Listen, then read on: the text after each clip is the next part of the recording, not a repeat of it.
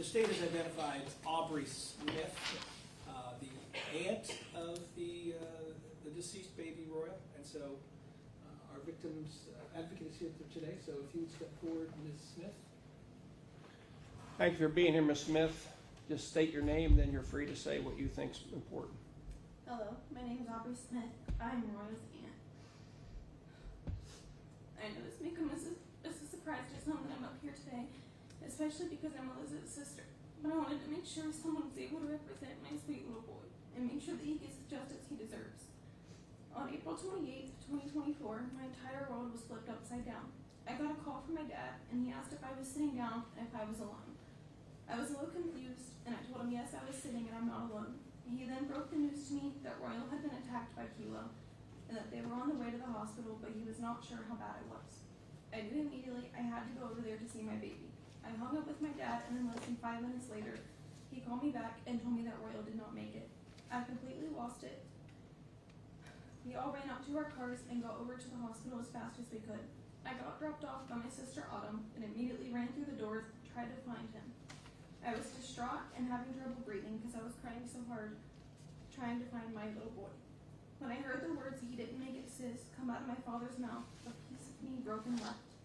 That day will forever be engraved in my brain, and I will never be able to recover from the pain and the hurt I felt that day. When I got to the hospital and I saw my sister just sitting there like nothing had happened, I was immediately angry. When I walked in that room and she was sitting on her phone like her son did not just pass away, I was still not 100% sure what had happened up to this point, but I knew that the baby that I looked at as my son had passed away from a 100% avoidable incident. When Alyssa realized I was in the room and saw me crying, she started crying also. To me, it felt like she was only crying because she knew I was. When we were finally able to go back and see Royal to say our final goodbyes, it completely shattered me. I had to see my baby boy lying on a table with a tube down his throat, lifeless. When I previously, the day before, saw him perfectly happy and smiling at my softball games. Seeing him like that made me realize everything had become real, and it made me realize that the baby I looked at, like my son, was really actually gone. When we were in the hospital, Alyssa just kept talking about how she wanted to go get high instead of the fact that her son had just died. I've never been an addict or even tried any drugs, so I don't know how addicts' minds works. But I cannot wrap my head around the fact that she wanted to go get high more than she wanted to go see her son again. When we left the hospital, she was more worried about being on her phone than anything else. I still to this day do not understand how she was concerned with being on her phone the whole time while we were in the hospital and after we left, more than she was concerned about the fact that her son had passed away. When we went over to tell Heaven, my niece, Alyssa's daughter, that her brother had passed away, Alyssa's exact words were, "Bubby passed away. He's in a better place now. He doesn't have to be a vegetable." How can someone refer to their own son who had just passed away as a vegetable? I understand shock is a thing, but that is never a way an innocent baby should be referred to. Alyssa was posting about having another baby just 2 days after Royal passed away. How can someone have their child die and then post on Facebook 2 short days later about having another baby? Someone who is truly mourning the loss of their child does not post about having another baby. A child is not replaceable like that. A child is not an object that can just be replaced because one was lost.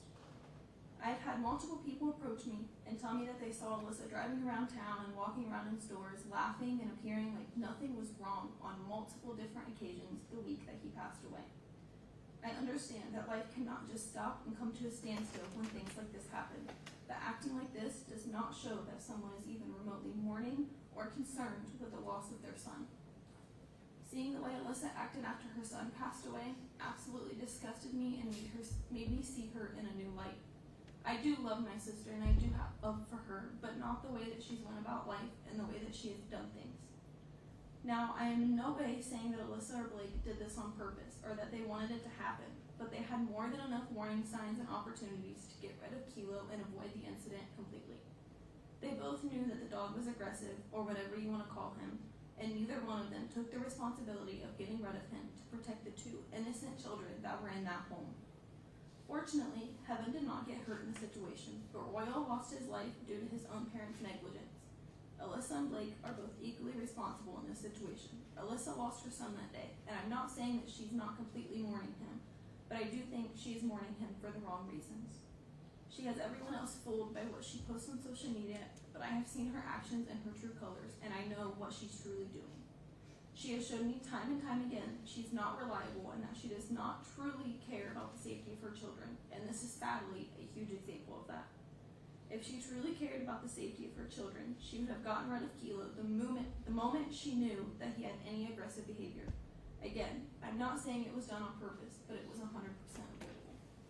I've stayed in touch with Alyssa throughout all of this, but solely so I can keep in touch with Heaven and make sure that she is safe. Alyssa has put Heaven in unsafe situations before, and luckily they have worked out in her favor, and this incident is no different. But unfortunately, it did not work out in poor little Royal's favor. Alyssa has continued to put Heaven in unsafe situations and do things that she knows she's not supposed to be doing. I personally think Alyssa thinks she can get away with everything, including this. Alyssa is now living with a convicted felon that has multiple felonies for violent offenses and allows my niece to be around him with no care in the world.